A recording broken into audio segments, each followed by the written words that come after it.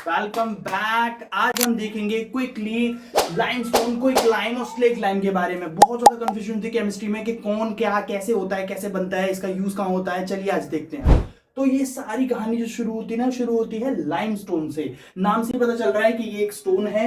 इसका जो फॉर्मूला होता है वो होता है CaCO3, मतलब कैल्शियम कार्बोनेट। ठीक है, इस कैल्शियम कार्बोनेट को जब हम हीट करते हैं, मतलब गर्म करते हैं, तो ये कैल्शियम कार्बोनेट बदल जाता है क्विकलाइम के अंदर, जिसको हम कैल्शियम ऑक्साइड भी बोलते हैं। कैल्शियम ऑक्साइड जो एक चूने की फॉर्म में होता है। एक इसी चूने के अंदर जब हम वाटर ऐड करते हैं, अच्छा भाई तो बता दूं, ये कैल्शियम ऑक्साइड वही है जो हमारे घर पर दिवाली पर सफेदी होती है ना, वही सफेदी होती है। क्विकलाइम और वाटर का रिएक्शन एक्सोथर्मिक रिएक्शन होता है, तभी यहाँ पर हमें देखने को मिल रहा है कि इसमें से धुआं बाहर आ रहा है हीट की फॉर्म में।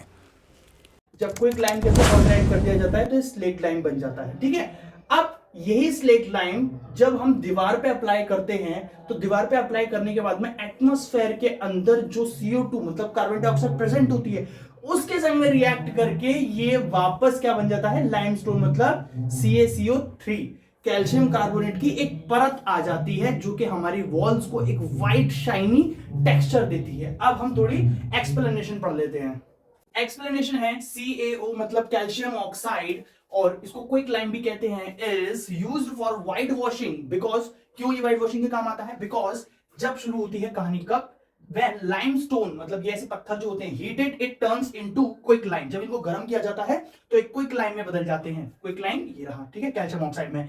एंड देन ऐड वाटर, और जब हम इसी क्विकलाइम के अंदर मतलब कैल्शियम ऑक्साइड के अंदर जब हम वाटर ऐड करते हैं, it turns into slaked lime, तो ये स्लेक्ड लाइम में बदल जाता है। ठीक है, और इसको हम कैल्शियम हाइड्रोक्साइड भी कहते हैं। ठीक है, विच ऑब्जॉर्ब CO2, जो एटमॉस्फेयर में फ्रॉम एयर, जो एटमॉस्फेयर में CO2 होती है, कार्बन डाइऑक्साइड जो होती है, दस फॉर्म्स, तो उससे रिएक्ट करके ये क्या बनाता है, CaCO3 मतलब कैल्शियम कार्बोनेट बनाता है, which gives a wall its white shiny look। तो जिससे वो उस दीवार को व्हाइट शाइनी लुक दिया जाता है। इस रिएक्शन की फॉर्मेशन है वो इस तरह से होती है, कैल्शियम ऑक्साइड जो कि एक सॉलिड फॉर्म में है, ठीक है, प्लस वाटर H2O जो कि एक लिक्विड फॉर्म में है। ये क्या होती है, ये रिप्रेजेंटेशन होती है कि हमारा सब्सटेंस किस फॉर्म में है।